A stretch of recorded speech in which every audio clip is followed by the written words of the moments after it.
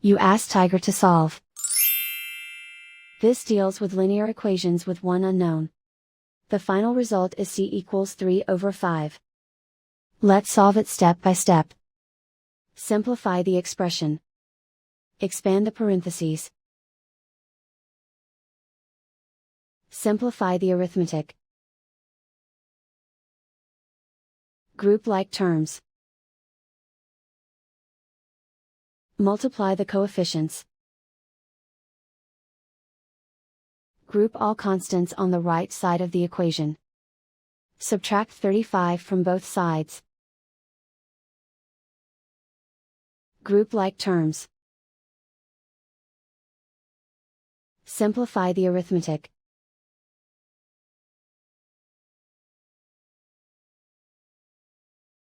Isolate the c. Divide both sides by -5. Cancel out the negatives. Simplify the fraction. Cancel out the negatives. And so the final result is c equals 3/5.